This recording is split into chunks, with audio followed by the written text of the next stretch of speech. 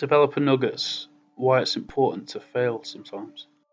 Hi, it's Noir Vortex here, and first off, apologies for the horrific injury you can probably see on the front on my forehead at the minute. Yeah, I just had an accident with a frying pan and frying burgers face, but yeah, that's that. So yeah, I just wanted to do a video talking about being a developer and why sometimes it's important as a developer to fail, I guess, which sounds contradictory, but let me explain further. So with any kind of system building that you do in life, whatever system it may be, failing at producing a system is just as important as producing a successful one. As long as obviously you're not working on a major system that is going to affect like thousands of people, I guess. But yeah, essentially, failing sometimes is good because by failing, you learn how to avoid those kind of issues in the future, which obviously is very obvious. It's kind of almost a glib point in a lot of ways, but having new ideas always means that you have to fail at some of them, carrying some of them through. Like in my own personal experience, I've worked on multiple projects on Play Canvas, and my success rate, I'd say, with Play Canvas projects that I've done is somewhere in the region of 40%. In terms of, like, I have an idea, I hack away at it, usually on my own, sometimes with a bit of help from other people, which is very useful. But yeah, I've got the tunnel gallery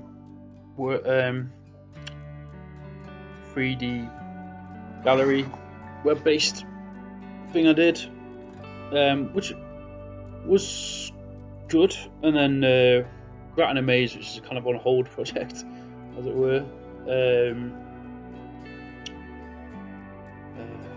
and some other specific. What else was I say? And in terms of game projects like Glitch, it's a pretty finished product, more or less. We could do some incremental improvements, but it's basically a done thing.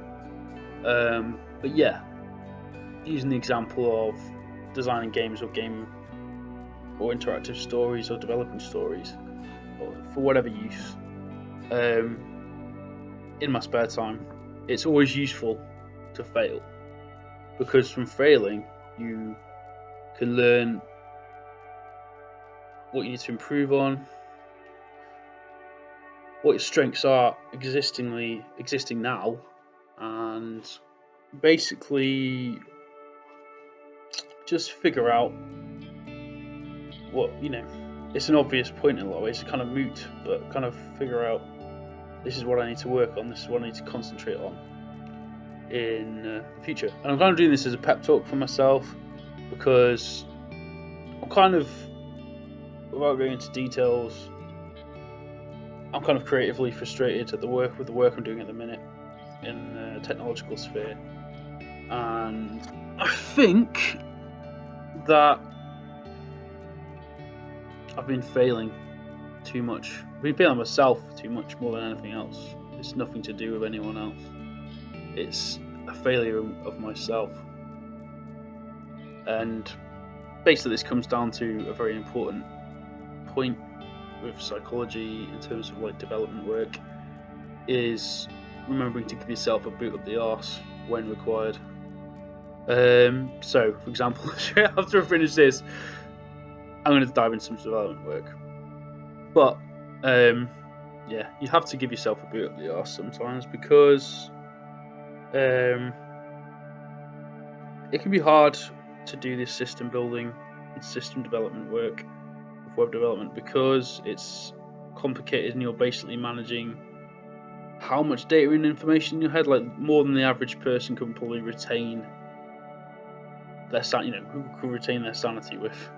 So part of development is being able to micromanage all that information in your head, and it's kind of like having the big picture in your head, being a big picture thinker, but also being able to micromanage that systematically in your head when you're actually programming. So yeah, that was my thoughts on why failing is sometimes useful in regards to software development and the broader development of software or computer applications. So, cheers, and hopefully this will be healed somewhat soon because it looks terrible.